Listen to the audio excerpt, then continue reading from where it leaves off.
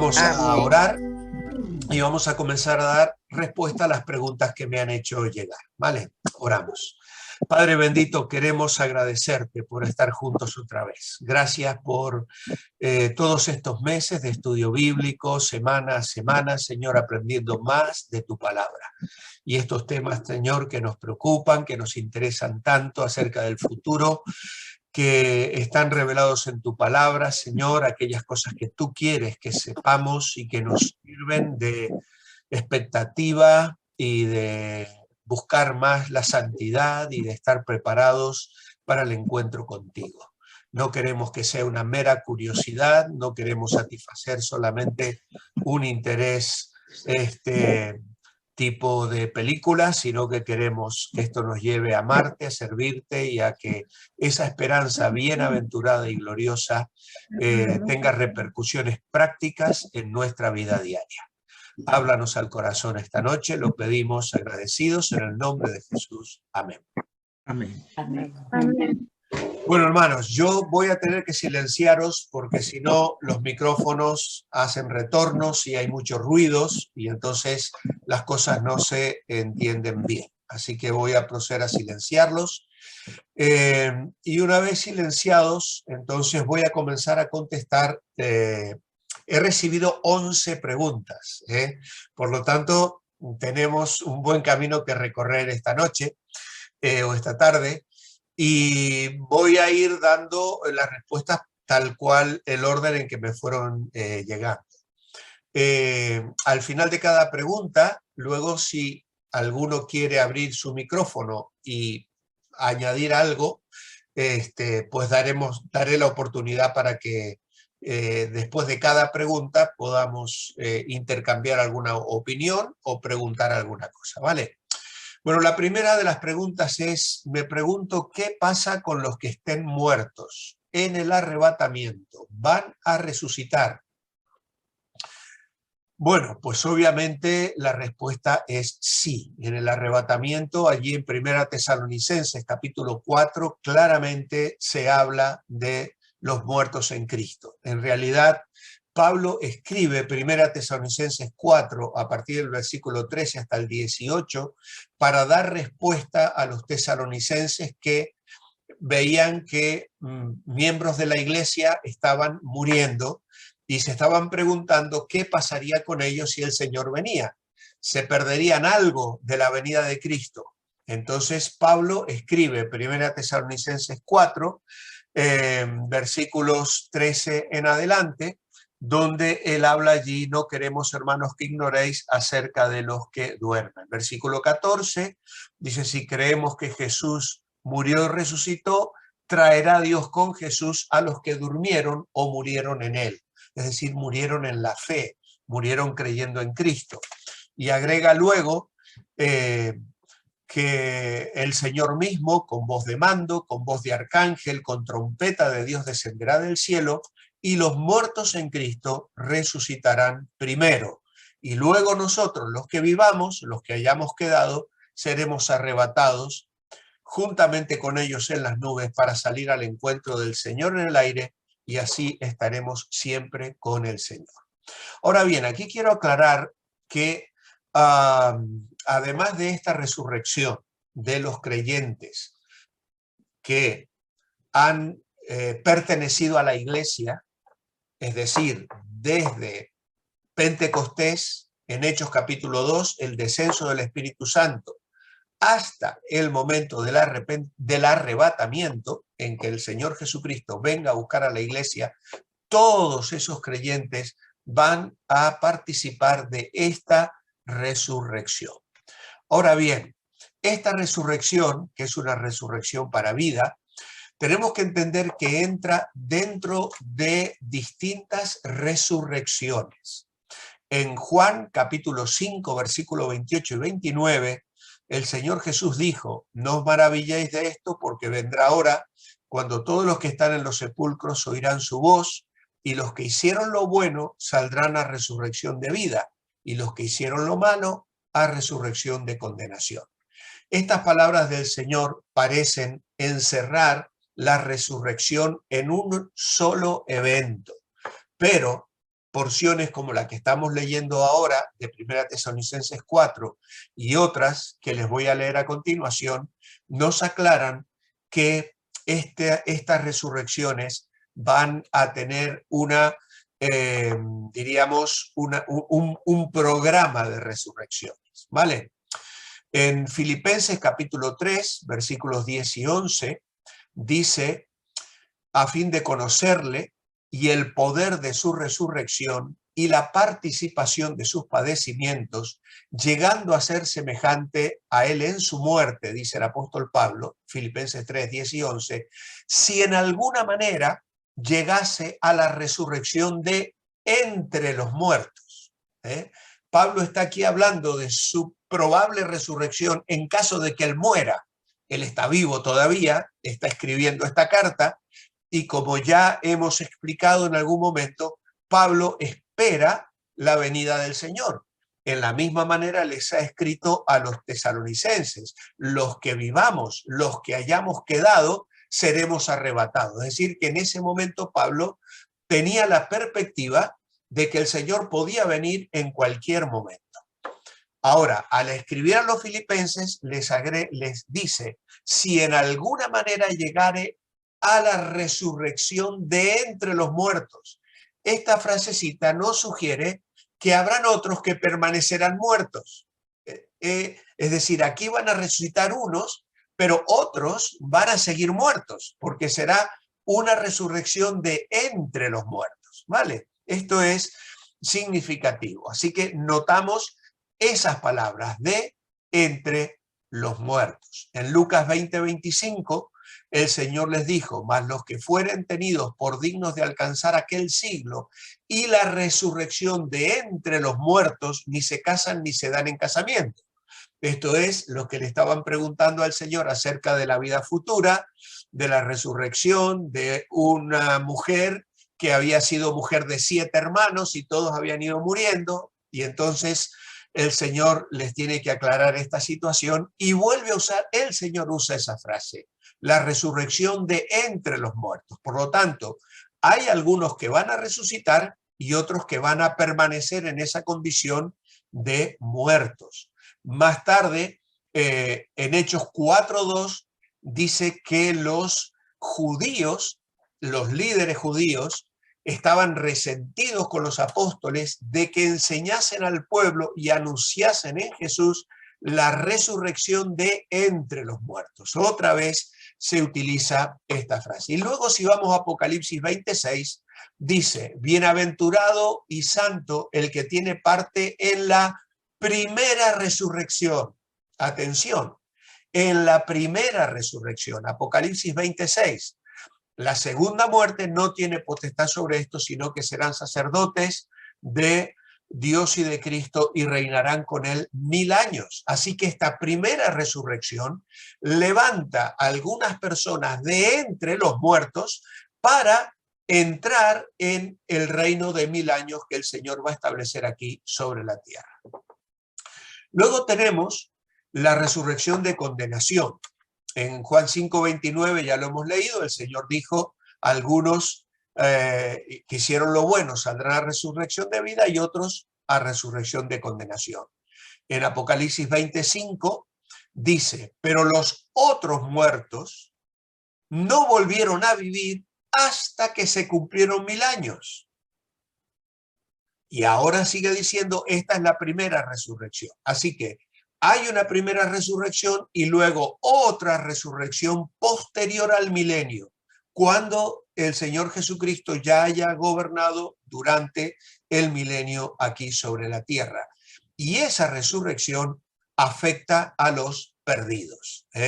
Dice Apocalipsis 20, 11 al 13, y vi un gran trono blanco y al que estaba sentado en él, de delante del cual huyeron la tierra y el cielo, y ningún lugar se encontró para ellos. Y vi a los muertos, grandes y pequeños, de pie ante Dios. Y los libros fueron abiertos, y otro libro fue abierto, el cual es el libro de la vida, y fueron juzgados los muertos por las cosas que estaban escritas en los libros. Y el mar entregó los muertos que había en él, y la muerte y el Hades entregaron los muertos que había en ellos, y fueron juzgados cada uno según sus obras. Luego, si vamos a 1 Corintios capítulo 15, versículo 22 al 24, dice Pablo allí, en Adán todos mueren, pero también en Cristo todos serán vivificados, cada uno en su debido orden. Y aquí está el programa, lo que se denomina el programa de resurrecciones. Cristo, las primicias. Es decir, el primero que ha resucitado es el Señor Jesucristo. Luego, los que son de Cristo en su venida. Es decir, aquellos que pertenecen a Cristo porque han confiado en Cristo como su Salvador personal. Luego el fin, es decir, al final del milenio, cuando entregue el reino al Dios y Padre, cuando haya suprimido todo dominio, toda autoridad y potencia. Esto es una referencia al final del milenio, cuando se lleve a cabo el juicio del gran trono blanco. Así que aquí tenemos entonces este programa, cada uno en su debido orden, Cristo las primicias, luego los que son de Cristo en su venida, y luego el fin. ¿Y quiénes son los de Cristo? Son los que pertenecen a la iglesia, a la dispensación de la iglesia. Es probable que también sea una referencia a los santos del Antiguo Testamento, a los Abraham, Jacob, David y a todos los santos del Antiguo Testamento, y también a los santos de la tribulación, es decir, todos aquellos que durante la tribulación hayan confiado y aceptado el evangelio del reino y que hayan muerto durante la gran tribulación, probablemente por causa de su fe. Esos van a resucitar para participar en el reino milenial que les fue prometido, porque esto también es otro tema que no podemos tratar acá, pero están los pactos que Dios hace con Abraham, con David, con Moisés, con el pueblo de Israel. Así que esta resurrección de tres grupos no se produce al mismo tiempo, porque la frase la venida de Cristo por lo menos establece dos momentos. Y aquí ya estamos respondiendo a otra pregunta. Hay lo que se llama el arrebatamiento de la iglesia o rapto, ¿vale? Que esta no es la segunda venida, porque el Señor no pone sus pies sobre la tierra, sino que es la venida del Señor para arrebatar a la iglesia, que es sacada de la tierra para encontrarse con el Señor en el aire, y luego está la segunda venida real y literal de Cristo a la tierra. Así que yo creo que con esto ya queda más que respondida esta primera pregunta. ¿En el arrebatamiento van a resucitar? Claro que sí, van a resucitar los santos que han muerto en Cristo durante la época de la iglesia, que han recibido el sello y el bautismo del Espíritu Santo y por lo tanto pertenecen a la iglesia en la venida de Cristo, pero luego la segunda resurrección se produce cuando acaba la gran tribulación y entramos en el reino milenial, donde resucitarán los santos del Antiguo Testamento, que estos no pertenecen a la iglesia. Aquí en la venida, en el rapto, solo resucitan los que pertenecen a la iglesia, que han recibido el sello del Espíritu Santo, el bautismo del Espíritu Santo, y que forman parte de la esposa de Cristo. Cada uno de nosotros que somos parte de la iglesia. Los santos del Antiguo Testamento y los que han muerto luego de salir la iglesia en la gran tribulación resucitan antes del milenio y entran al milenio mientras nosotros venimos con el Señor, la iglesia viene con el Señor en su segunda venida y se produce la manifestación del reino milenial. Bueno, con esto acabamos esta primera pregunta. ¿Alguna duda? ¿Alguien quiere abrir su micro y preguntar algo sobre esto? Vale, seguimos con la segunda porque tenemos 11, así que bueno, si en el rapto Dios se lleva a su iglesia, cuando Dios reine en la tierra, ¿dónde estará la iglesia raptada?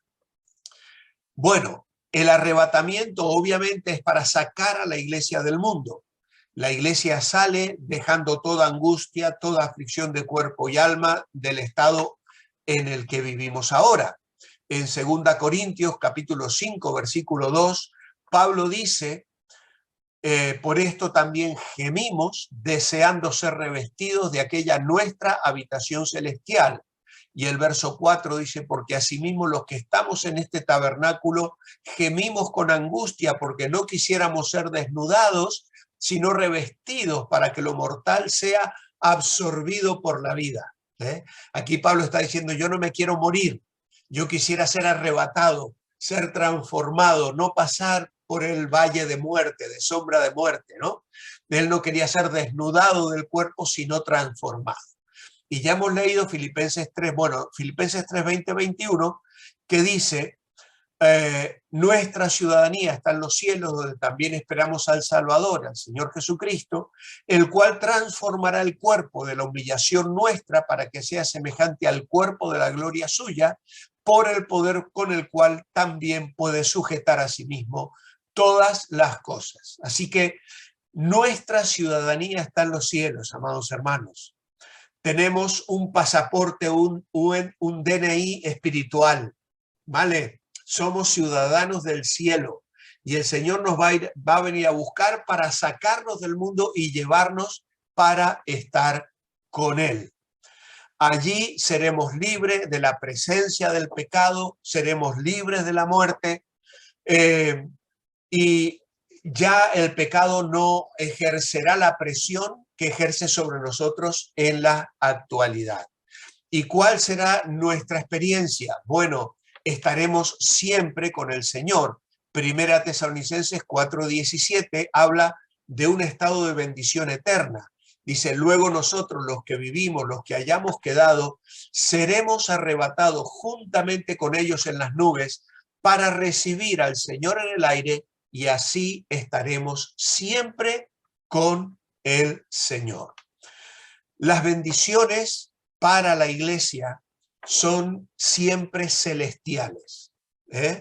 Dios nos ha prometido el cielo. El Señor Jesucristo le dijo a los apóstoles en Juan 14, voy a preparar lugar para vosotros, porque yo quiero que donde yo estoy, vosotros también estéis conmigo. Así que a la iglesia se le promete un estado eterno en relación con una persona, con el Señor Jesucristo, nuestro esposo, nuestro Salvador. Somos la novia que el Señor Jesucristo se va a presentar a sí mismo perfecta, limpia, sin mancha, ni arruga, ni cosa semejante. Y para eso vamos a pasar por el tribunal de Cristo. Después del arrebatamiento, la iglesia se enfrenta a un juicio de obras. El creyente que ha servido al Señor va a estar ante el tribunal de Cristo y creo que ya lo hemos explicado en las lecciones que hemos estado mirando en las semanas anteriores. Así que aquí dejamos entonces esta segunda pregunta porque creo que está bastante claro. Vamos a estar en el cielo, vamos a estar con el Señor, está el tribunal de Cristo, están las bodas del Cordero y acá en el mundo están otros acontecimientos de los cuales vamos a hablar en las preguntas siguientes. ¿Alguien me quiere preguntar algo sobre esto? Vale, seguimos con la tercera. ¿Cómo viviremos nosotros en la tierra con Cristo en el milenio? ¿Cómo viviremos nosotros en la tierra con Cristo en el milenio? Bueno, muchos de los santos de otras dispensaciones murieron en la esperanza del reino que Dios ha prometido a David. Es decir, la dispensación. Cuando hablamos de dispensación, yo no sé si les he aclarado ese tiempo, la palabra dispensación significa administración, época, administración del tiempo. Y hay una dispensación que se llama la dispensación de la inocencia, que se entiende fue el tiempo en la que Adán y Eva vivieron en el huerto del Edén sin pecar. Luego viene la dispensación de la conciencia, que es cuando ya el hombre cae en pecado y se produce la salida del huerto del Edén y la raza humana comienza a multiplicarse hasta caer, diríamos, en la corrupción total que desemboca en el juicio de Noé, el diluvio, ¿no es cierto? La dispensación de la conciencia. Luego vienen otras dispensaciones que no vamos ahora a detenernos en ellas, pero que van marcando etapas muy concretas, como por ejemplo la dispensación de la ley. A partir de Moisés, Dios da la ley en el Sinaí y el pueblo de Israel vive bajo las demandas de la ley, hasta que se inaugura el periodo de la iglesia, que se denomina la dispensación de la iglesia o la dispensación de la gracia. Ahora bien, estos santos que murieron antes de que el Señor Jesucristo viniera a la tierra, hubo mucha gente fiel, muchos profetas, muchos judíos y miembros del pueblo de Dios que fueron personas fieles a Dios, que guardaron la ley. No todos se corrompían, aunque llegó un momento en que Dios tuvo que juzgar al pueblo de Israel, pero muchos murieron con la esperanza del reino que Dios le había prometido a David. Para el cumplimiento de esas promesas es preciso que ellos sean resucitados. De igual manera, los que van a morir durante la tribulación a causa de su fe en el Mesías van a ser resucitados para que entren al disfrute de las bendiciones del reino de Dios en la tierra. Hay un par de detalles en Apocalipsis 24 al 6, donde leemos: y vi tronos, y se sentaron sobre ellos los que recibieron facultad de juzgar. Así que aquí hay personas que van a juzgar. Y vi a las almas de los decapitados por causa del testimonio de Jesús y por la palabra de Dios, los que no habían adorado a la bestia ni a su imagen, es decir, habían estado en la gran tribulación, y que no recibieron la marca en sus frentes ni en sus manos, y dice, y vivieron y reinaron con Cristo 1000 años. ¿Vale? Acá está la resurrección para entrar en el reino milenial de los que mueren en la gran tribulación.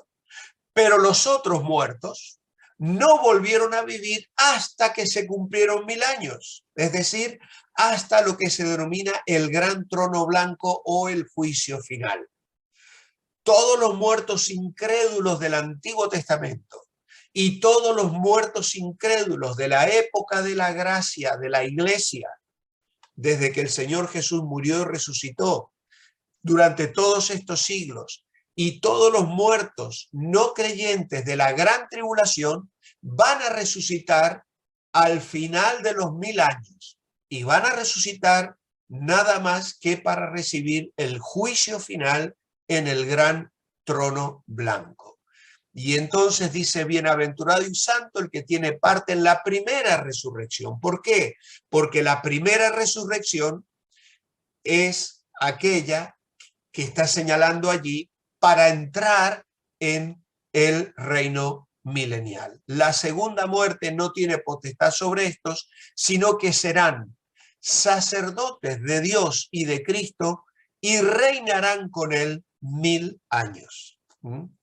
Así que esto nos hace sobreentender que durante el milenio, de alguna manera, aquellos que han confiado en Cristo van a participar del reino milenial. La iglesia, como luego veremos, va a venir con Cristo para reinar sobre la tierra, y los que sean resucitados para vivir aquí sobre la tierra van a participar de ese reino milenial de una manera que no sabemos exactamente cuál será, pero que le acompañarán en ese reinado. Así que esto es lo que podemos saber en relación a lo que la palabra de Dios nos revela. Si el reino mesiánico milenario va a ser terrenal, aunque no proceda de este mundo, es decir, viene de arriba, el Señor lo establece, han de reinar también en la tierra. Una comparación, por ejemplo, con Apocalipsis 3:21, cuando el Señor habla a las cartas de las iglesias, le manda esas 7 cartas, Apocalipsis 3:21 dice, al que venciere, le daré que se siente conmigo en mi trono, así como yo he vencido y me he sentado con mi Padre en su trono. Y luego en el capítulo 5, versículo 10, dice, y nos has hecho para nuestro Dios reyes y sacerdotes y reinaremos sobre la tierra. Cuando comparamos esto, puede producir cierta confusión. La solución está en que sus tronos estarán ciertamente en el cielo. Apocalipsis capítulo 4, versículo 4 dice, alrededor del trono había 24 tronos y vi sentados en los tronos a 24 ancianos vestidos de ropas blancas con coronas de oro. La opinión generalizada es que estos 24 tronos y estos 24 ancianos representan a la iglesia de la cual no se habla en Apocalipsis a partir del capítulo 6 hasta el capítulo 19, a menos que estos, bueno, no se la menciona desde el capítulo 4, porque en el 5, el 4 y el 5 en realidad no se la menciona a la iglesia, sino se menciona a estos 24 ancianos que muchos sugieren simbolizan a la iglesia que reina en ese trono junto con el Señor. Esto aparece en Apocalipsis 4:4, dice, alrededor del trono había 24 ancianos sentados en los tronos, vestidos de ropas blancas con coronas de oro en sus cabezas, que aparece diciendo en el capítulo 5, versículo 10, nos has hecho para nuestro Dios reyes y sacerdotes y reinaremos sobre la tierra. Por lo tanto, nosotros entendemos que la iglesia con Cristo en el milenio va a ejercer funciones regias de reinado y cumpliremos servicios en la tierra administrando el reino universal durante 1000 años. ¿Vale? ¿Alguna pregunta sobre esto? Sí, pastor. Entonces, después del milenio y después del gran trono blanco, que eso pasará, que Jesucristo va a juzgar a todos los condenados del trono blanco. ¿Qué pasará ahí después, vale, después ya vamos de a esto? llegar allí, mira. Ya vamos a llegar al trono blanco. Es una pregunta que viene después. Ahora todavía no hemos llegado. Sí, pastor. Sí, Ruth. Sí, pero los 24, las 24, 24 ancianos, tronos. significa, sí, los 24 tronos significan los 24 de los 12 apóstoles y las 12 tribus de Israel. Claro. Lo que pasa es que el 12 es un número especial en la Biblia y hay quienes sugieren que puede referirse a una representación de los 12 apóstoles y también de las 12 tribus. No podemos ser dogmáticos en cuanto a esto. La Biblia no lo aclara. No podemos decir exactamente, yo digo que son los 12 y estamos tratando de entender y de interpretar. No lo podemos afirmar. Creemos, ¿por qué? ¿Por qué pensamos que es la iglesia? Porque tienen ropas blancas. Y la ropa blanca habla de pureza y de santidad. Y tienen coronas en su cabeza.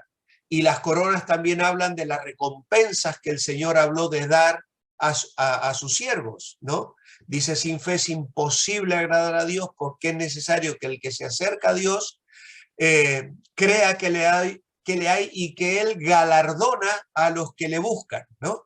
Entonces hay promesas de galardón, de coronas, de premios, de recompensas. De hecho, les di 5 coronas mencionadas en la última clase, ¿recordáis? 5 coronas de vida, de gozo, en fin, corona, bueno, hay 5 coronas así. Y esas coronas, pues, parecen ser que son otorgadas a la iglesia.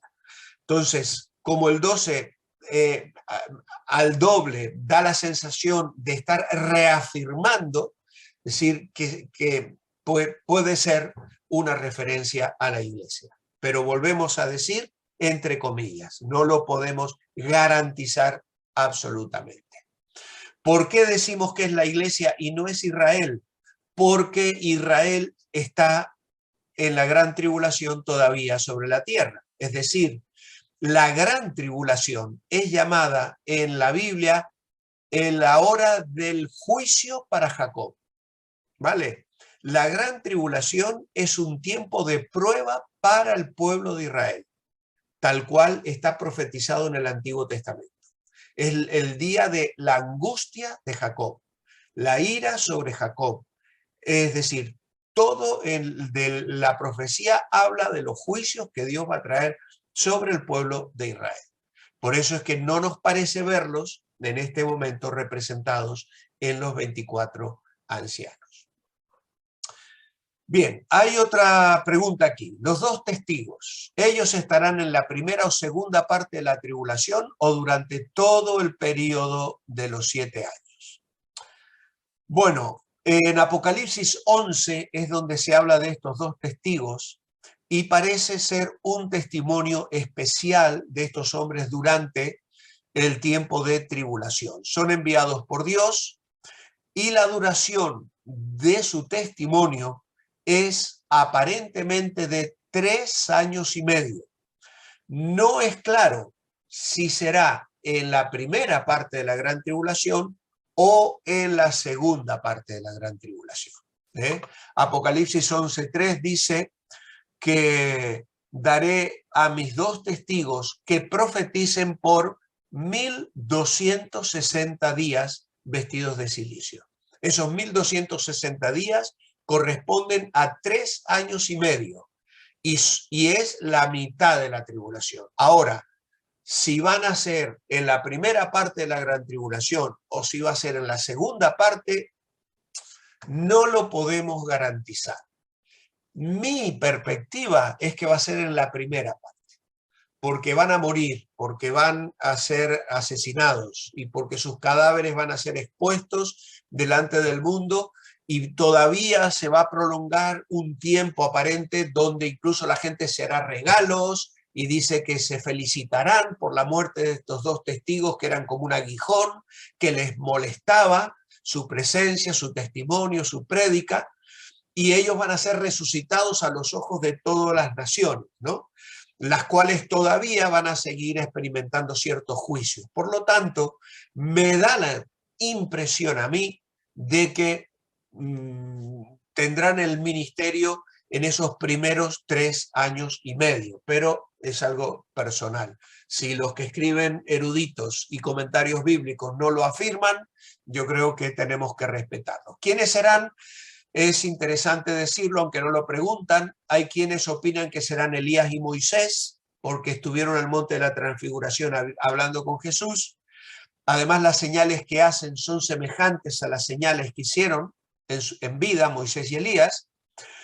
Y otros sugieren que es Elías y Enoc, porque Enoc y Elías fueron los únicos dos en el Antiguo Testamento que no gustaron la muerte, ¿vale?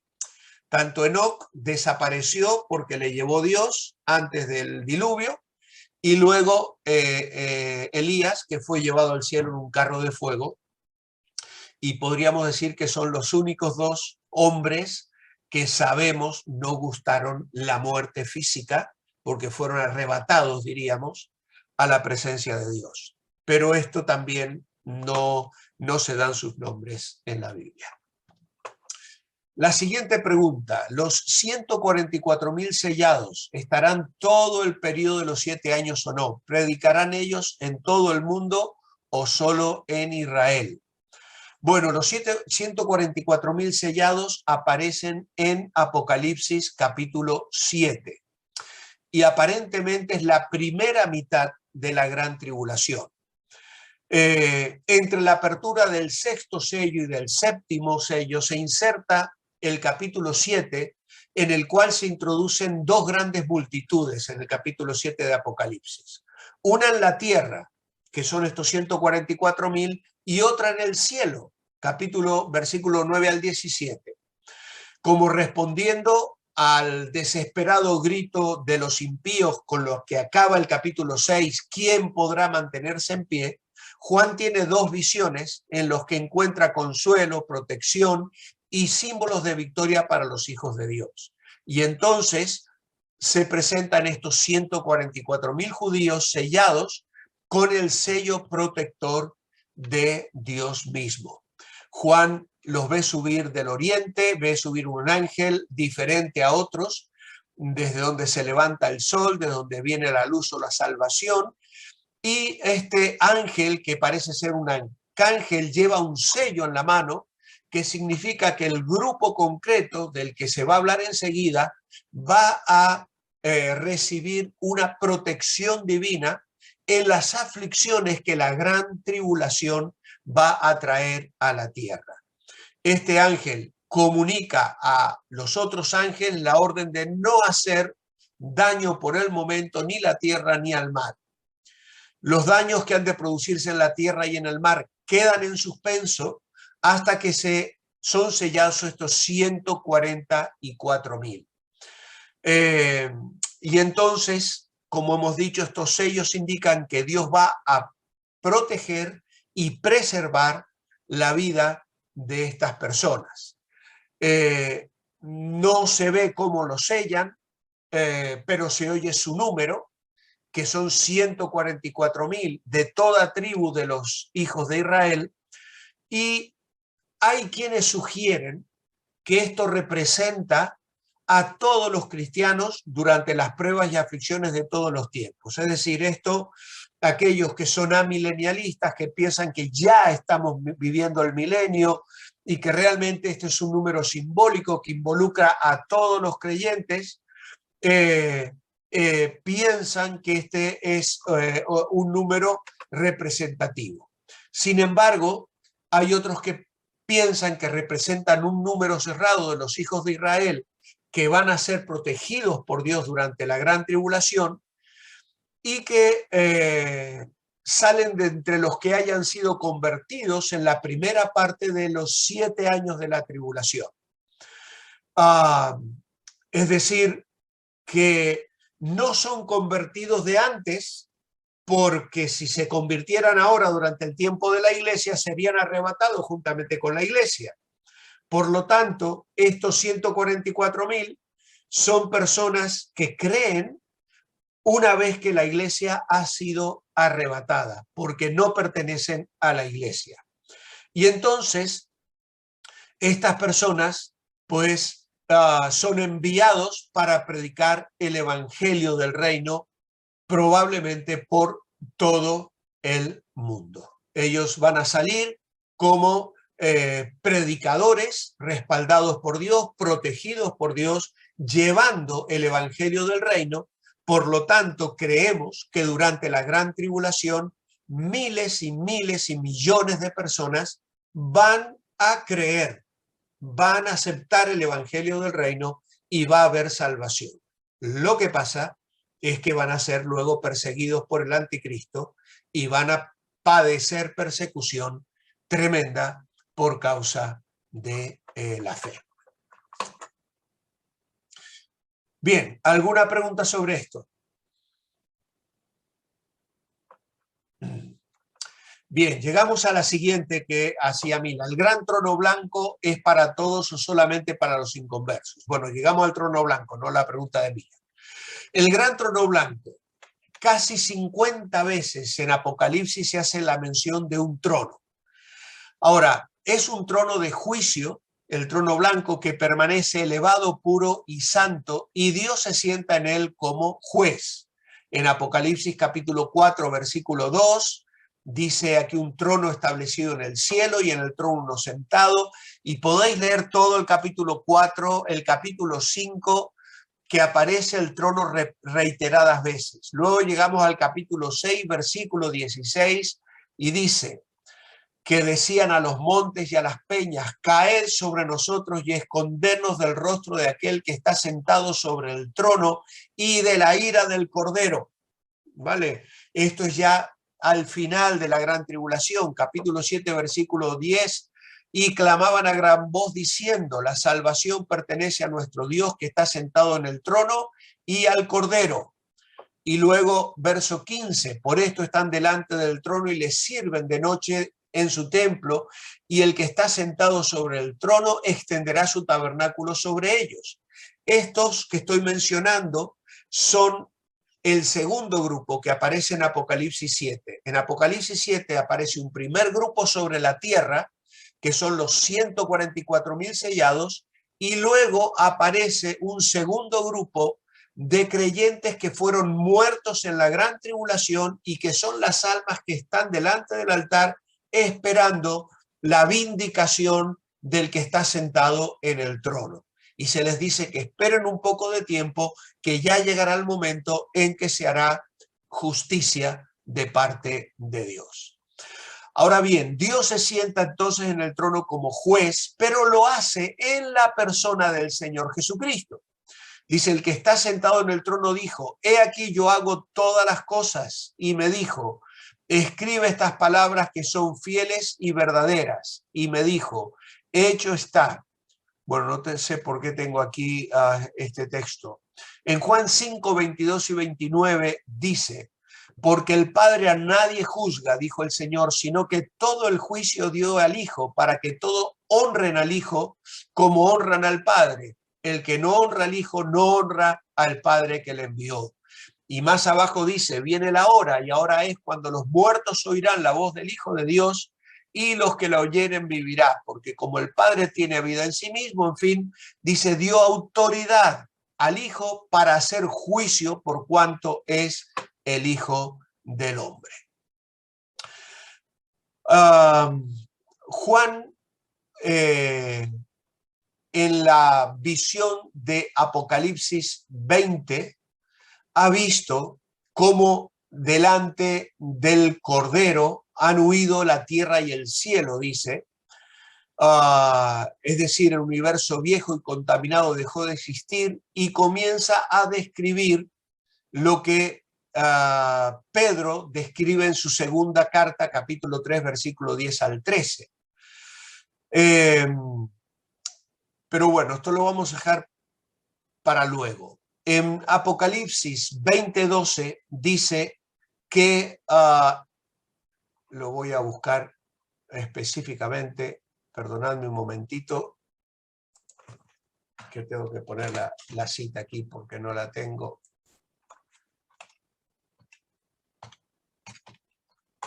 Ahora sí. Dice Apocalipsis 20:12, y vi a los muertos, grandes y pequeños, de pie ante Dios, y los libros fueron abiertos, y otro libro fue abierto, el cual es el libro de la vida, y fueron juzgados los muertos por las cosas que estaban escritas en los libros según sus obras.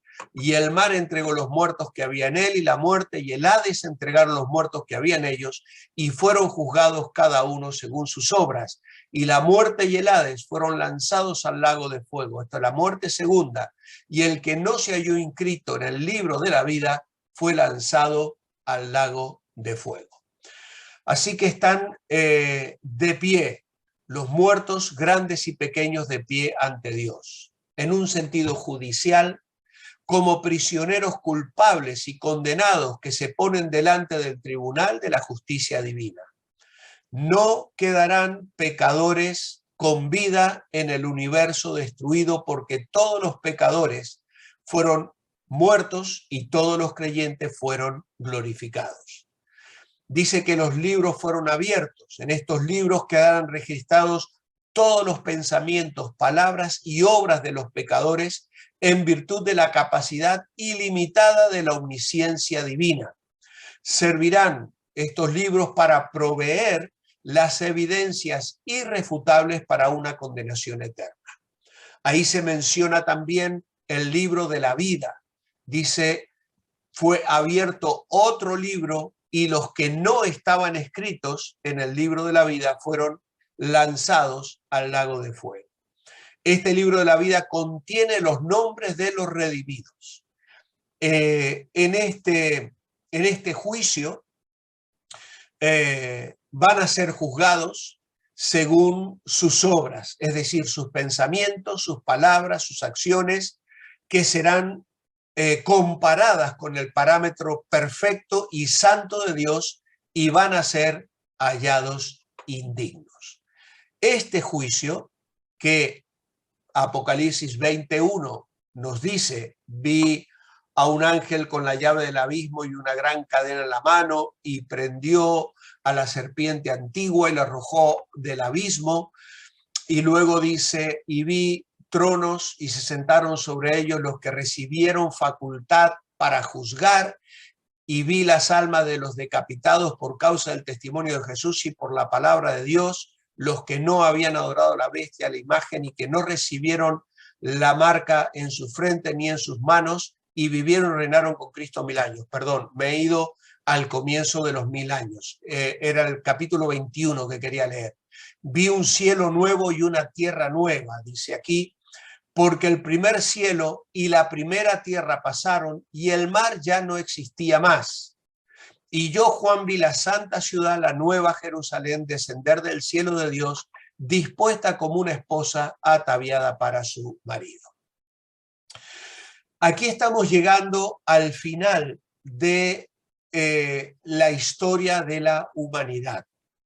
El gran trono blanco se levanta o se ejerce su función, aparece cuando han concluido los 1000 años, cuando el reino de Cristo ha llegado a su fin aquí sobre la tierra, porque se ha producido una nueva rebelión instigada por Satanás, que había estado atado durante esos 1000 años, pero que es liberado para producir una rebelión final. Entonces, allí, luego de esa rebelión final, pues viene la destrucción de los cielos y la tierra, tal como los conocemos ahora, de lo que habla Pedro en su segunda carta, capítulo 3, versículos 10 al 13, donde dice: el día del Señor vendrá como ladrón en la noche, en la cual los cielos pasarán con gran estruendo, y los elementos ardiendo serán deshechos, y la tierra y las obras que en ella hay serán quemadas. Puesto que todas estas cosas han de ser deshechas, ¿cómo no debéis vosotros andar en santa y piadosa manera de vivir, esperando y apresurándoos para la venida del día de Dios, en el cual los cielos encendiéndose serán deshechos, y los elementos siendo quemados se fundirán? Pero nosotros esperamos, según sus promesas, cielos nuevos y tierra nueva, en los cuales mora la justicia. Así que llegamos a la escena final del drama de la historia de la humanidad. El paso del tiempo a la eternidad, cuando el telón de fondo se va a bajar después del juicio final. Vemos el gran trono blanco, sentado en él a Dios el Padre, ejerciendo juicio a través del Cordero, a través del Hijo, y después del juicio final queda la condenación eterna de los impíos. Y dice el versículo 11, dice: vi un grandioso trono blanco y al que estaba sentado en él, y ante la majestad de su rostro desaparecieron la tierra y el firmamento, y no hubo ya lugar para ellos. Así que el trono blanco es un símbolo de la santidad de Dios. El que está sentado es Dios el Padre, pero que le ha dado al Hijo la capacidad de juzgar, como hemos leído en Juan capítulo 5 y versículo 22. Así que aquí termina, diríamos, la historia conforme la conocemos en el estado de la tierra actual y de los cielos actuales, porque Dios hará nuevas todas las cosas. Seguramente hay alguna pregunta, porque esto es fácil de entrar en confusión. Podéis preguntar.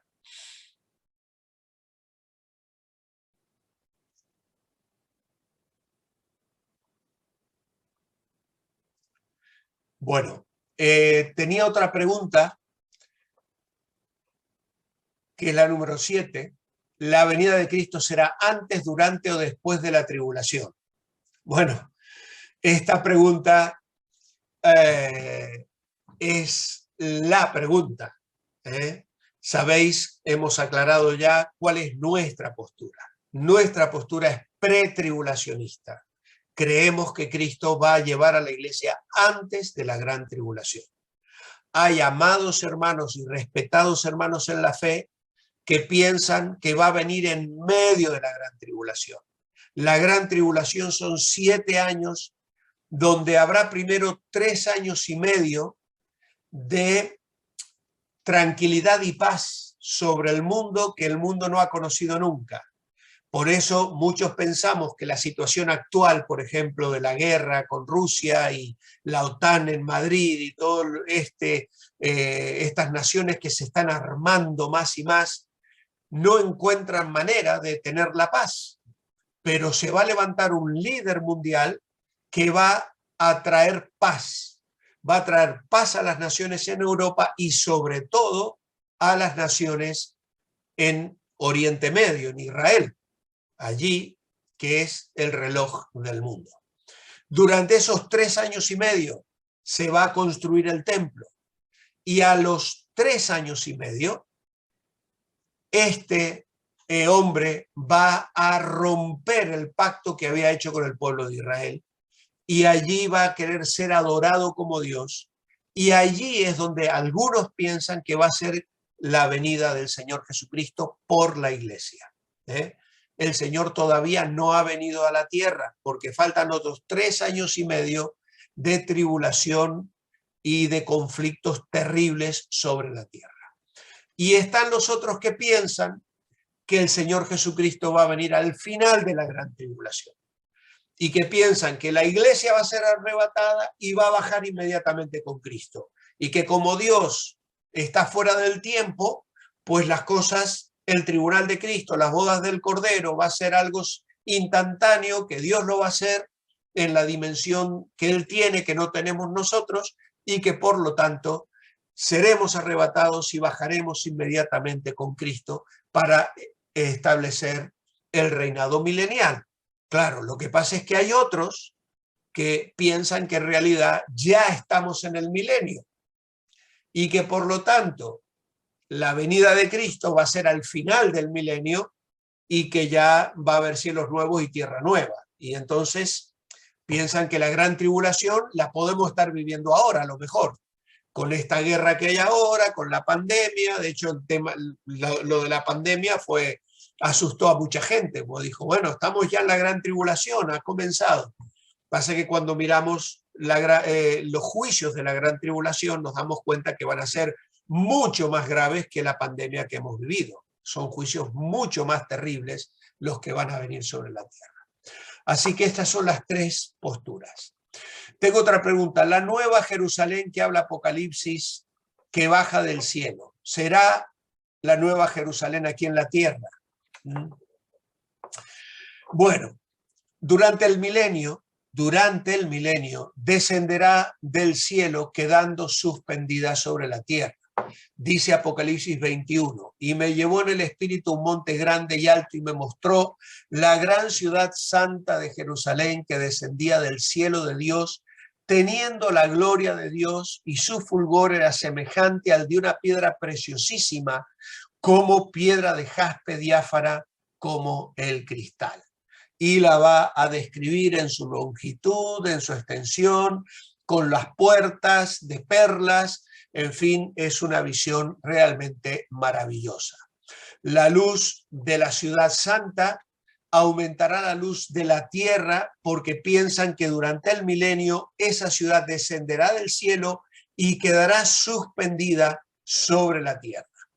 Ahora, en la nueva creación de Dios, esta nueva Jerusalén formará parte de esa nueva tierra de la que habla Apocalipsis 21:2, es decir, unos versículos antes. Es decir, que Apocalipsis 21, algunos lo interpretamos como los versículos primeros hablando del cielo nuevo y la tierra nueva, pero luego volviendo a el tiempo del milenio aquí sobre la tierra.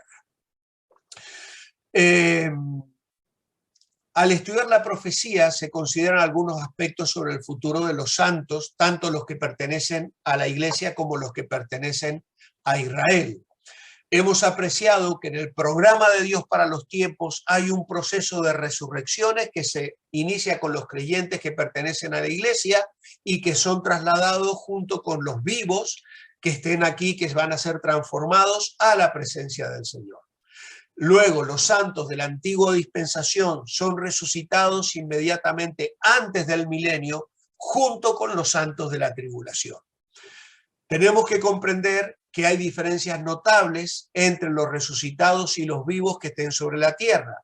La iglesia habrá entrado ya en su estado eterno, es decir, recibiendo las promesas celestiales que se le hacen a la iglesia, y los que resuciten del pueblo de Israel y de los que murieron en la gran tribulación habiendo creído en Cristo, van a tener su residencia aquí sobre la tierra, siendo parte del reino milenial del Señor Jesucristo.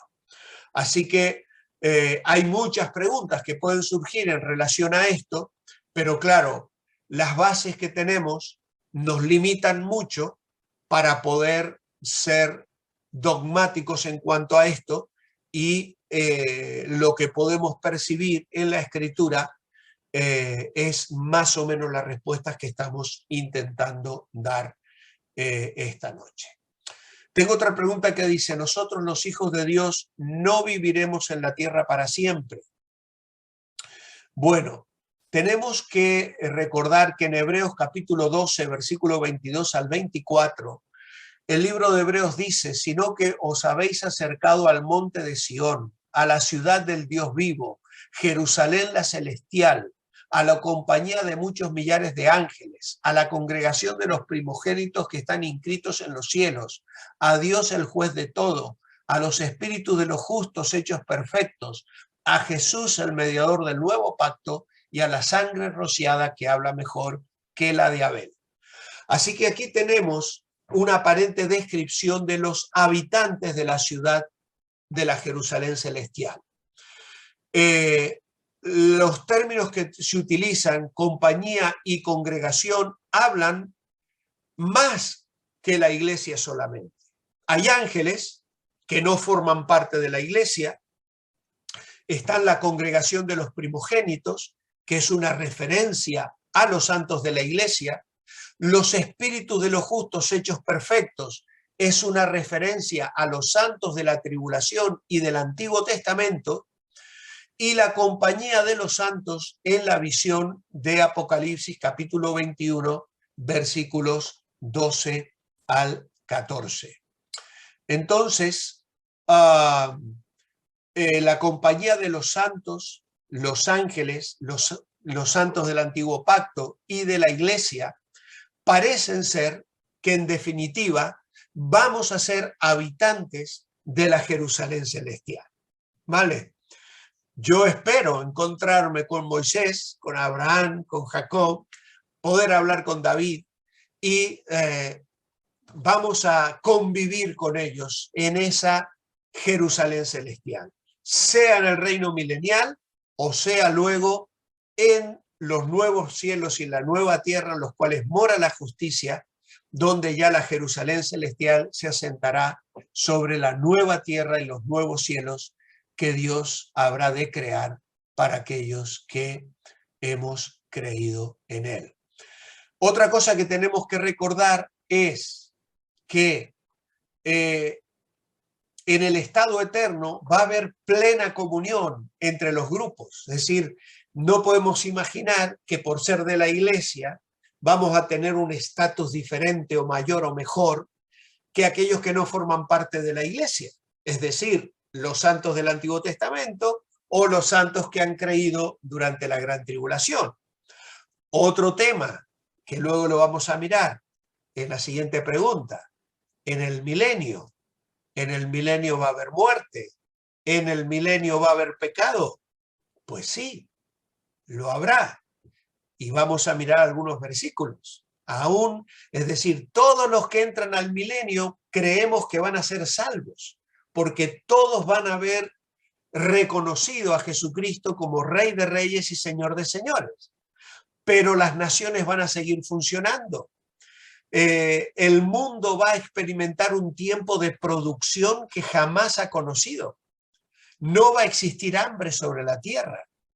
El hecho de que la nueva Jerusalén va a estar sobre la tierra va a aumentar el tiempo de luz sobre la tierra, lo cual generará mayores cosechas. El mundo va a experimentar lo que no ha experimentado nunca, en la paz, en la tranquilidad, en la prosperidad, en el desarrollo. Si hoy los hombres han hecho avances científicos que son verdaderamente extraordinarios, no podemos imaginar lo que harán las naciones gobernadas por el Señor Jesucristo durante esos 1000 años que la humanidad va a experimentar. Pero eso no significa que los seres humanos no se van a reproducir. Claro que se van a reproducir. Y los nuevos seres humanos van a tener que confiar en Cristo como su Salvador personal, pero no todos lo van a hacer, lamentablemente. Y son los que al final de la gran tribulación del milenio van a ser engañados por Satanás para rebelarse otra vez contra el gobierno del Señor Jesucristo. Entonces, nosotros vamos, durante la era milenial, vamos a tener funciones porque el Señor se lo prometió a los apóstoles.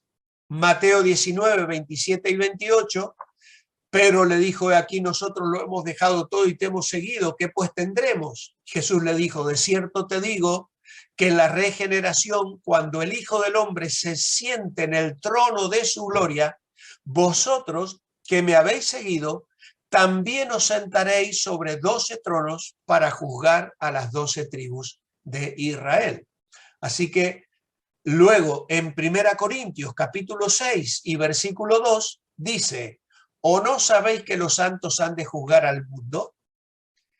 Y si el mundo ha de ser juzgado por vosotros, ¿sois indignos de juzgar cosas muy pequeñas? A mí no me gusta nada los juicios, os aseguro, y mucho menos yo no sería abogado ni que me pagaran, ¿no? Pero vamos a tener trabajo cuando estemos con el Señor. No vamos a estar con los brazos cruzados. Yo no sé qué tipo de juicio es el que vamos a implementar, pero Pablo se lo dice a los corintios, que estaban siendo juzgados por los incrédulos y estaban teniendo pleitos entre ellos por dinero y estaban yendo a los jueces no creyentes. Dice, pero ¿cómo vais a ellos si vosotros vais a juzgar al mundo después, ¿no? Por lo tanto, los habitantes de la ciudad santa no son solo los creyentes de la iglesia, sino los santos resucitados en otras dispensaciones. La pregunta 10. Acabado el milenio, ¿el reino de Dios seguirá en la nueva creación? Bueno, hay una nueva creación de cielos y tierra, un acto creador de Dios. Dice Isaías 65, esto ya viene desde el Antiguo Testamento. Isaías 65, 17 dice, porque aquí yo crearé nuevos cielos y nueva tierra, y de lo primero no habrá memoria, ni vendrá más al pensamiento. Nos gusta mucho Galicia, Moaña, Canadá, el Lugo, pero mira, no lo vamos a extrañar. El nuevo cielo y en la nueva tierra va a ser algo tan maravilloso que no vamos a estar lamentándonos por lo que hemos dejado atrás. Capítulo 66, 22, porque como los cielos nuevos y la nueva tierra que yo hago permanecerán delante de mí, dice Jehová, así permanecerá vuestra descendencia y vuestro nombre. Segunda Pedro 3:13, esperamos según sus promesas cielos nuevos y tierra nueva, en los cuales mora la justicia. Y Apocalipsis 21:9, vi un nuevo cielo y una nueva tierra, porque el primer cielo y la primera tierra pasaron y el mar ya no existía más. Así que creemos que en un acto creador de Dios van a existir nuevos cielos y nueva tierra. Creación en donde se van a cumplir eternamente las bendiciones de tierra y de reino de los pactos que Dios hizo con el pueblo de Israel dice, he aquí el tabernáculo de Dios con los hombres, Apocalipsis 21:3, dice más, y él morará con ellos, y ellos serán su pueblo, y Dios mismo estará con ellos como su Dios. Así que los santos de la iglesia tendrán un destino que primordialmente se relaciona con una persona y no con un lugar. Es decir, nosotros vamos al encuentro de Cristo más que de un lugar. Tenemos esa expectativa, vamos al encuentro del Señor. Jesús dijo, os tomaré a mí mismo. Si nos vamos a reencontrar con Él. En Colosenses 3:4 dice, cuando Cristo vuestra vida se manifieste, entonces vosotros también seréis manifestados con Él en gloria. La ciudad santa, la nueva Jerusalén, será la eterna morada de Dios con los hombres. Será la eterna morada de la iglesia y los creyentes estaremos ocupados con Él. Apocalipsis capítulo 1, versículos 5 y 6 dice, al que nos amó y nos lavó de nuestros pecados con su sangre y nos hizo reyes y sacerdotes. Así que una eternidad donde Dios reinará perpetuamente en una creación con orden divino, ausente totalmente de los problemas del pecado. El falso Mesías, ¿en qué periodo se manifestará? ¿Desde el principio o a mitad de la tribulación? Y ya es la última pregunta.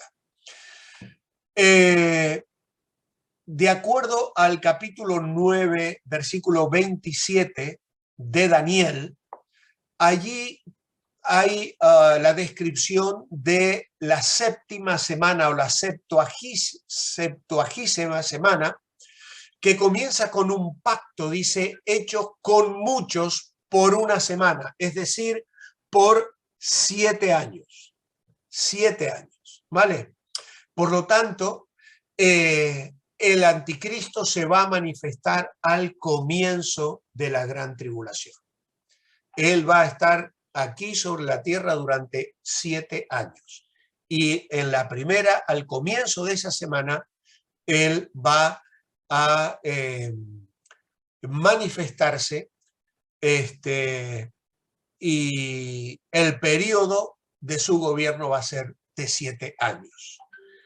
Él tiene que enfrentarse porque hace un pacto con el pueblo de Israel que marca el comienzo de ese periodo de la gran tribulación. Que como decíamos recién, los 3 años y medio primeros son 3 años y medio de paz y tranquilidad.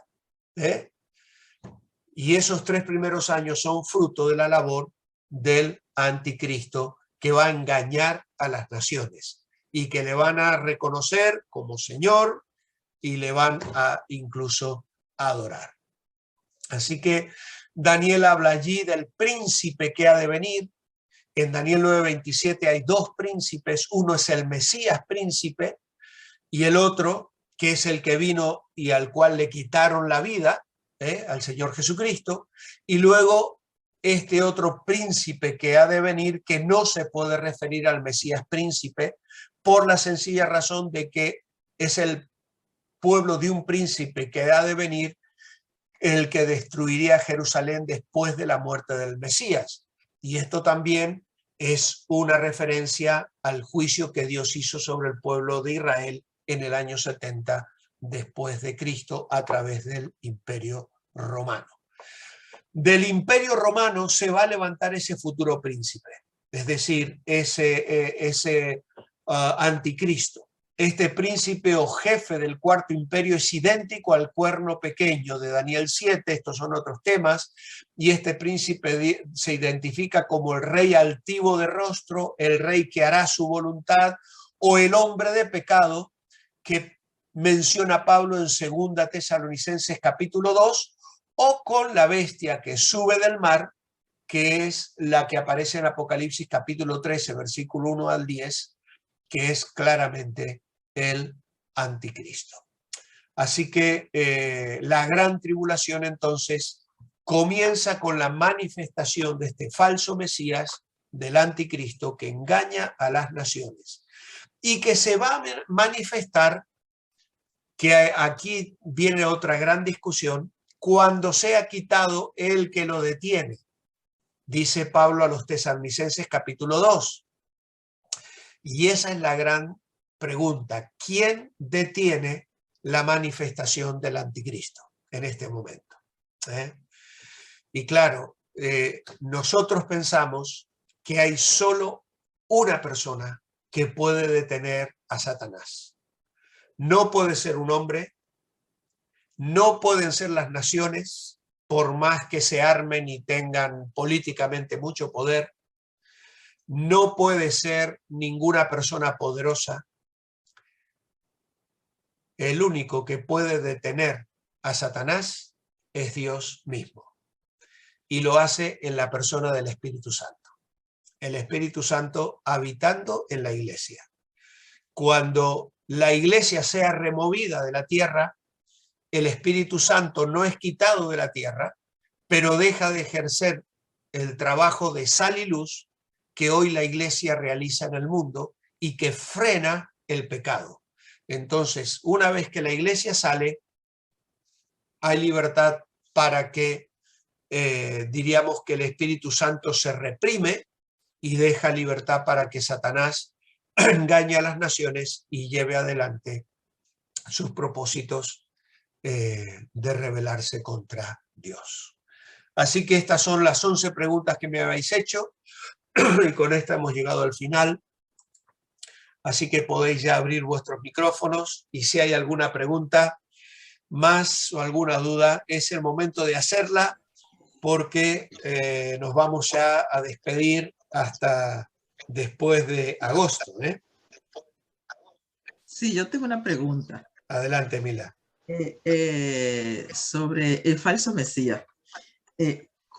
¿Cómo en tan poco tiempo va a ser un templo? Pues no va a ser un templo tan grande que va a ser como el templo primero que hubo, el templo de Salomón, o como el segundo templo, que fueron templo hermoso, grande, templo enorme.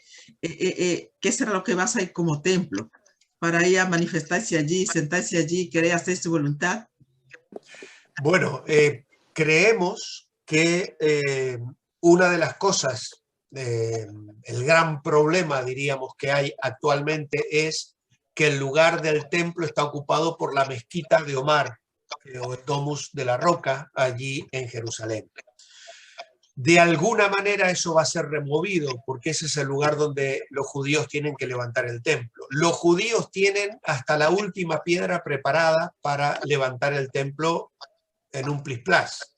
Tienen absolutamente todo. Los judíos tienen todas las piedras, tienen todas las puertas, tienen todo lo necesario para levantar el templo, tienen todas las vestiduras sacerdotales, tienen todos los elementos para realizar los sacrificios en el templo. Y entonces la opinión generalizada es que el anticristo va a lograr ese pacto de paz que traerá justicia a las naciones, un aparente tiempo de tranquilidad a las naciones, no de justicia, pero de tranquilidad. Y una de las claves será que el pueblo judío podrá levantar el templo, porque ese Mesías falso luego va a romper el pacto con Israel. ¿Y cómo lo hará? Pretendiendo ser adorado como Dios, sentándose en el templo de Jerusalén. Es decir, va a querer recibir la adoración. Y entonces allí los judíos, se romperá la paz y comenzará la persecución de los judíos y saltará por los aires todos los acuerdos que han tomado durante todos esos 3 años y medio y comenzará allí una serie de juicios y de guerras y de persecuciones para el pueblo judío. Ese templo finalmente entendemos que probablemente sea destruido nuevamente. La Biblia habla de un nuevo templo en el libro de Ezequiel, donde hay dimensiones también muy señaladas y algunos sugieren que allí se harán los sacrificios conmemorativos. Así como los sacrificios anteriores apuntaban a la obra de Cristo señalando hacia el futuro, entonces estos sacrificios señalarán hacia el pasado.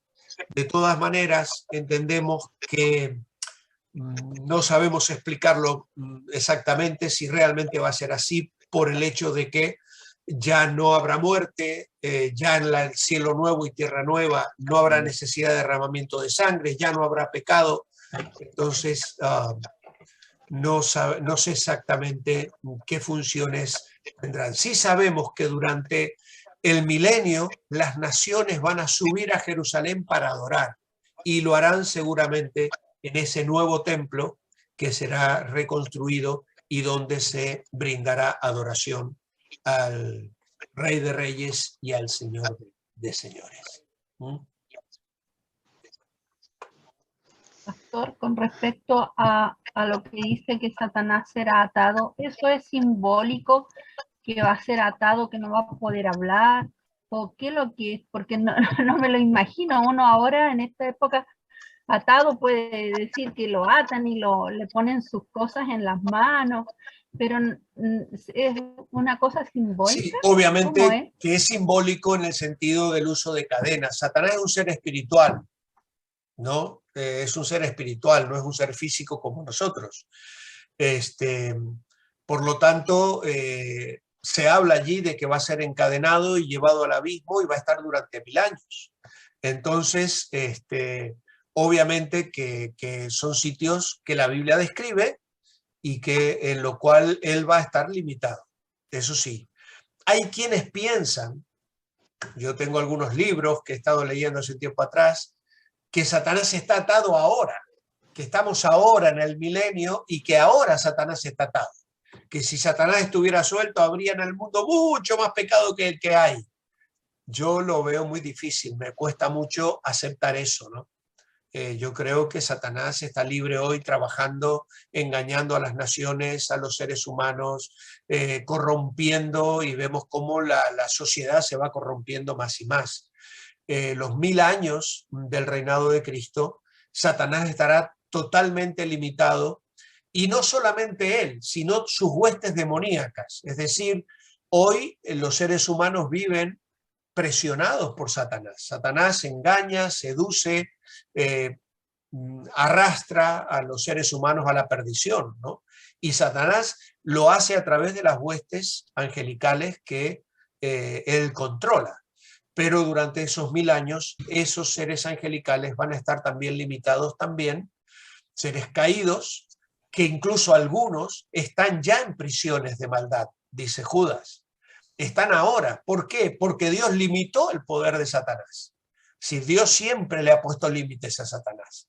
Cuando le dijo el Señor antes de ir a la cruz a Pedro, Satanás os ha pedido para zarandear. Es decir, Satanás gobierna este mundo porque es el príncipe de este mundo y el Señor no se lo discute.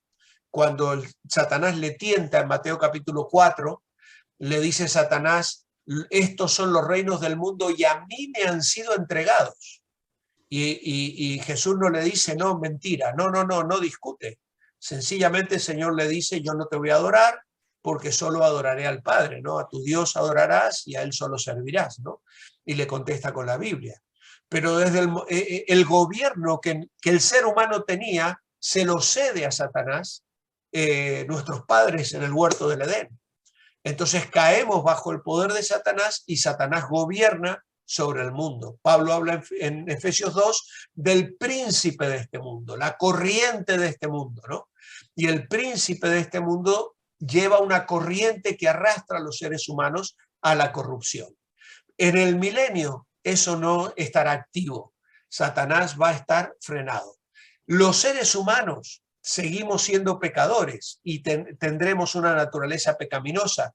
Por eso en el milenio, los que vayan naciendo van a tener esa lucha interior, a menos que tengan una relación personal con Cristo. Pero lamentablemente no todos la van a tener, porque bueno, al final lo leímos, creo que lo pasé por alto, pero hay un versículo ahí en Isaías que dice, hablando de lo que será el milenio y tal, que el niño morirá de 100 años y el pecador creo que será considerado maldito, es decir, que va a haber pecado y va a haber gente que muera durante el milenio, ¿no?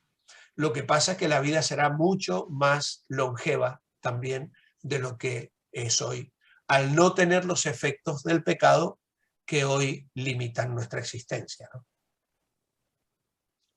No sé si te aclaré, Kitty. Muy Pastor, bien. una pregunta. Sí, En el milenio, entonces vamos a tener dos tierras, la tierra antigua y la tierra creada, la nueva creación, la nueva Jerusalén. El milenio entendemos que es un tiempo sobre esta tierra, aquí sobre la tierra. Cielos nuevos y tierra nueva vienen después de la rebelión final de Satanás al final de los 1000 años. Allí esta tierra va a ser completamente consumida, dice Pedro en su segunda carta, capítulo 3, versículo 13, los elementos ardiendo serán deshechos y la tierra y las obras que en ella hay serán quemadas. Y entonces vendrá cielos nuevos y tierra nueva en los cuales mora la justicia. Así que el milenio se lleva a cabo aquí sobre la tierra, en las naciones tal cual las conocemos hoy, bajo el gobierno de Cristo, y va a ser una vida diferente que el mundo no ha conocido hasta hoy. Nunca el ser humano ha conocido lo que será vivir con un Satanás limitado y con el pecado tremendamente limitado. Por lo tanto, va a ser una vida hermosa, feliz, con, como hemos dicho, con muchísima más producción de alimentos. Habrá muchas más cosas hermosas para disfrutar de la creación y lo que Dios ha creado. La gente trabajará, su trabajo será productivo, recibirán el fruto de su labor. No habrá pobreza, hambre y muerte, injusticias como las que hay en el mundo de hoy. No habrán naciones muriéndose de hambre y otras encumbradas en la riqueza, ¿no es cierto? Eso no va a existir durante el milenio, sino que habrá una justicia y la iglesia gobernará juntamente con Cristo y trabajaremos seguramente en esa dinámica de llevar adelante al mundo durante una experiencia inédita hasta el día de hoy, ¿no? Que no podemos siquiera imaginarla, ¿no? Pero que será maravillosamente bendita. Al final de eso, Satanás vuelve a engañar a las naciones y entonces viene el gran trono blanco, la destrucción total, el juicio final y la creación de cielos nuevos y tierra nueva. Entonces todo llegará a su fin cuando se dé la guerra de Armagedón, que sería como el término, el final de todo. Bueno, Armagedón es una guerra final que parece ser la que se lleva a cabo al final de la gran tribulación, antes de los 1000 años, ¿vale? Armagedón es el final de la gran tribulación, donde Israel se va a sentir totalmente acosada y van a clamar al Mesías y van a llorar por él. Y el Señor vendrá con la iglesia y con sus santos a establecer su reino, pondrá sus pies sobre el monte de los olivos, este se abrirá en dos y saldrán allí aguas que serán para sanidad de las naciones. Y ahí se inaugura el periodo de la gran tribulación. Armagedón es la guerra final de la gran tribulación. El final del milenio no tenemos detalles, solo sabemos que Satanás revela a las naciones y que se produce un juicio inmediato y final de Dios sobre la humanidad incrédula en aquel momento. Y ahí ya no tenemos detalles. Adrián, querías preguntar algo. Como yo lo entiendo, todo lo que es la creación que Dios ha permitido en el mundo, de lo que conocemos en la parte material, y en todo lo que ha sido la existencia, primero desde Adán y Eva en adelante, Jesucristo permite que el hombre, creó al hombre para que el hombre lo adorara, pero dándole libre albedrío, libre poder de elección. Tal es el caso, por ejemplo, que, como dice la palabra de Dios y como explica usted, Dios tiene atado al mal, a Satanás, ¿verdad? Pero permite que Satanás tenga el gobierno del mundo, ofreciendo pecados y todo tipo de perdición, y permitiendo también que las saetas y los demonios de Satanás se manifiesten en el mundo espiritual y material también por medio de las personas, como así también Dios hace con los ángeles y por medio del Espíritu Santo con las personas que le buscan. Entonces siempre ha sido una lucha en el cual Dios permite que nosotros, por amor a Dios, a su nombre, no ni siquiera por la salvación del alma, pero sí por amor, no por actos que hagamos, pero por amor a Dios, nos manifestemos en rechazar el mal y buscar a Dios. Y toda esa lucha va a continuar en esta etapa, como fue en el tiempo de Adán y Eva, en el tiempo de Moisés, de Noé, y ha sido así en la tierra. En el segundo milenio, o sea, en el primer milenio, también se va a manifestar así. Yo siento que como que la gracia de Dios va a dar esa segunda oportunidad para que el Espíritu Santo, Dios y los ángeles puedan vivir y nos permita a nosotros, o sea, a su iglesia amada, y quiera que seamos todos, ¿verdad? En ese milenio donde se va a manifestar toda la gloria de Dios, de lo que Dios quería hacer con nosotros desde el tiempo del Edén. Sí, en un sentido vamos a vivir lo que se hubiera vivido en el Edén si no se hubiera pecado, ¿no? Es decir, si hubiera continuado la historia sin la caída en pecado. La humanidad va a conocer un tiempo de paz verdaderamente extraordinario y maravilloso. Yo hace como 10 años tuve una revelación importante, que es difícil decir revelación, pero vi gran parte, que son como 45 minutos que lo viví, contando, si lo contara serían 45 minutos, pero lo viví en 10 minutos. Y ahí vi muchas cosas que después, tratando de estudiar la palabra y tratando de escuchar muchísimo, uno va viendo lo que va pasando, si realmente es cierto o no. Yo lo que sentí en su momento, y fue hace 10 años, ¿verdad?, de que va a venir una gran, por supuesto, una gran persecución de las iglesias. Va a comenzar con las iglesias grandes unidas con la Gran Ramera y con el Vaticano. La Gran Ramera a veces se dice que es el Vaticano, pero la ciudad que mata a mis reyes y mis enviados, mis apóstoles, es Jerusalén. Va a haber una gran mentira en la cual Dios se va a manifestar. La Biblia la llama la apostasía, diríamos, ¿no? La manifestación del anticristo va a llevar entre los pactos que va a hacer, va a unirse a la Gran Ramera. La Gran Ramera hay muchos que sugieren que es la Iglesia Católica. Otros sugieren que en realidad no es la Iglesia Católica, sino que es simbólicamente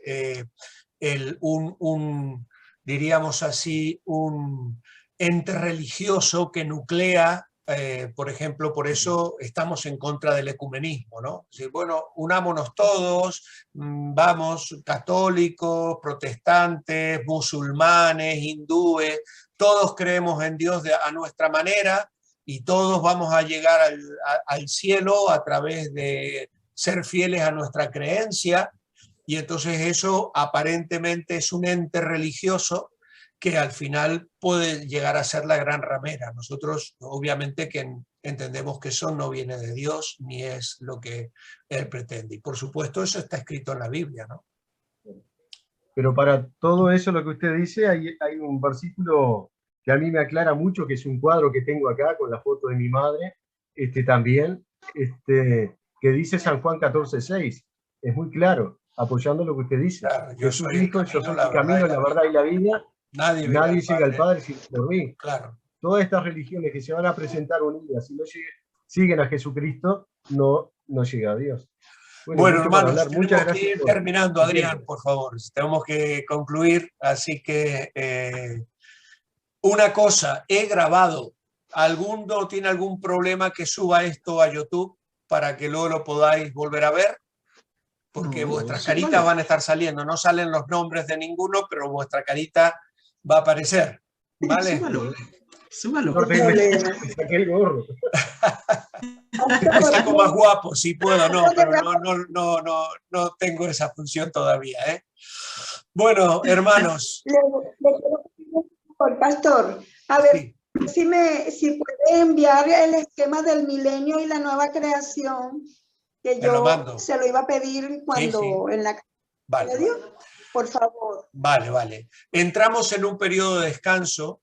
Vamos a parar ahora hasta finales de septiembre probablemente.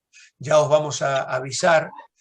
para seguir luego con el volumen 3 y el volumen 4. Hay varios volúmenes más todavía que podemos juntos compartir y yo estaré encantado de hacerlo.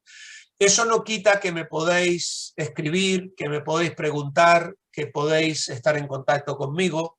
Yo vacaciones a lo mejor tomo unas semanas en septiembre recién, o sea que vamos a estar en casa con mi esposa en el ministerio. Tomaremos más días para salir con los nietos a la playa, que estamos en verano, pero eso no quita que me podáis escribir, llamar, preguntar, tal. Dejamos un poco en libertad porque comienzan a surgir muchas cosas en el verano, invitaciones de aquí, de allá, personas que nos visitan, tenemos los niños más tiempo con nosotros en casa, entonces entendemos ya lo hacemos de muchos años atrás, julio y agosto, dejarlo libre. Septiembre es un mes que usamos generalmente para comenzar a organizar todo de nuevo y poner en marcha los ministerios, aunque yo estos últimos años también aprovecho para salir porque Abraham sale de vacaciones en agosto, entonces yo lo dejo para septiembre. Pero eso, ya os lo vuelvo a decir, aquí estamos en contacto, os seguiré mandando los links de los cultos del domingo, motivos de oración, y las reuniones de oración de los miércoles van a seguir también adelante. Aquellos que querráis participar, si no estáis recibiendo el enlace de Zoom, me lo enviáis, me lo pedís que os añado a la lista, ¿vale? Con toda libertad. Los devocionales siguen. Y los devocionales no paran, eso sí que no para. Ahí seguimos. Ahí vamos a estar. Sí. Vale. Eso no pueden parar. Y ese desayuno espiritual por la mañana. No van a parar. Muchas gracias, Pastor Walter. Buenas noches, buenas tardes, hermanos. Que el Señor os bendiga. Muchísimas gracias, Pastor Walter. Muchísimas gracias. Que Dios lo bendiga. Y muchas gracias por todo ese aprendizaje que usted nos está dando. Y todas esas palabras espirituales que usted está metiendo en cada uno de nosotros, que son tan apreciables, que son tan buenas, que son tan significativas, que nos llenan, que nos llenan de seguir hacia adelante. Bien. Cada día nos emociona de seguir hacia adelante. Les deseo un maravilloso verano y a todos mis hermanos, a cada uno de ustedes, un maravilloso verano y los quiero muchísimo a cada uno de ustedes, mis hermanos. Igualmente. Estamos aprendiendo a amar a la familia. Ruth manda saludos, me mandó un WhatsApp que tuvo que salir porque la señora que cuida la llamó, así que dejó saludos, tuvo que salir de la reunión. Vale. Bendiciones, hermanos. El Señor los bendiga. Mucho ánimo. Chao. Hasta luego. Adiós.